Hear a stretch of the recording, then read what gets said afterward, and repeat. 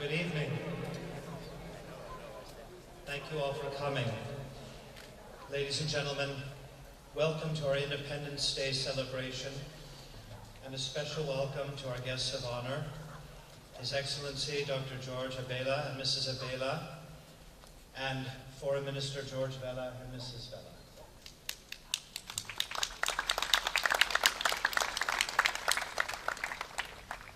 I would now like to introduce our host this evening, Her Excellency Gina Abercrombie-Winstanley, Ambassador of the United States of America to Malta.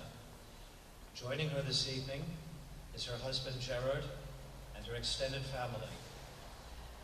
Ambassador Abercrombie-Winstanley will now give her remarks on the occasion of the 237th anniversary of the independence of the United States of America.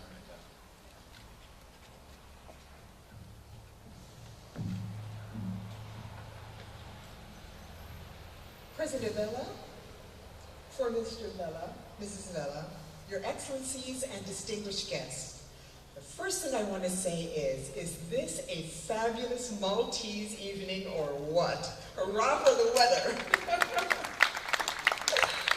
Welcome to the 237th anniversary of the independence of the United States of America. We're celebrating 200 years of American music this evening. America's rich musical heritage reflects America's equally rich social history. Each new wave of immigrants to America has brought with them their musical vocabulary, added their rhythms, tones, instruments, and structures. The beauty of American society is how we weave in these threads from around the world to create a richer tapestry. No one person invented ragtime, the blues, jazz, country, soul, or rock. In truth, everyone helped invent them, since each style has roots in the fertile soil of the homeland of every immigrant who came to America. Not every new form of music or new wave of immigrant was initially accepted by society. Jazz was once called the devil's music. The Irish were heavily discriminated against when they first arrived, yet now jazz is a celebrated musical genre, and St. Patrick's Day is virtually a national holiday. We've learned that society grows stronger when it embraces its immigrants and weaves them into its own fabric. It can be said that America was built, in part, by people running away from their history, some abandoning, some fleeing, some stolen from their countries. But all took on the risk of a new life in a new land. And they brought with them knowledge and skills, culture and art that was integrated into this new community, shaping it and enriching it. Much of America's success has come from tapping into the creative energy and ideas that come from our diverse population. Sustaining that energy anywhere in the world requires keeping our societies open to new ideas. America continues to be a beacon for immigrants from across the globe. Many come to our universities, drawn by their excellence and their accessibility. Some are at the other end of society, working for minimum wages, hoping to give their children a better chance than they had. Others are running away from persecution, war, and famine, looking for safety, looking for a refuge. We take pride that America's doors, even now, remain open.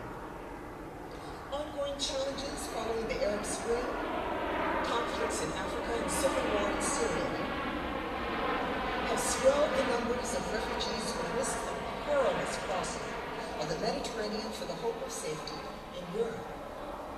Malta has been exemplary in numerous rescue operations in difficult seas and has provided care and welfare once people come ashore. In fact, among the countries outside the planet's conflict zones, Malta takes the highest number of refugees. It's clear that opening doors to these refugees can not only be an act of charity, but an opportunity to enrich our societies. And so, to return to my original theme, I'd like to pay tribute to some of the great musicians who chose to make America their home. We'll hear this evening from classical composers such as Bela Bartok, Igor Stravinsky, and Hollywood composer Maurice Jarre. Later, we'll hear music by popular songwriters like Irving Berlin, and more modern musicians like John Lennon, Bob Marley, and Gloria Estefan.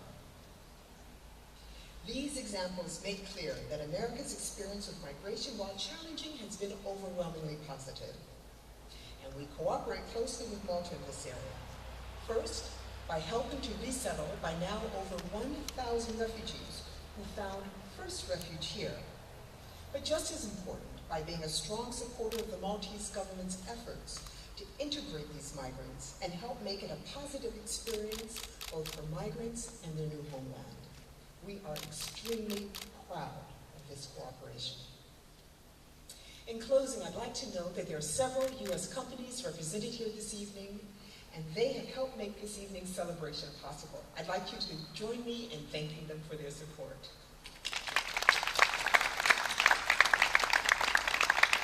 Now, I would like to invite President Abela and Foreign Minister Vela onto the stage for a toast.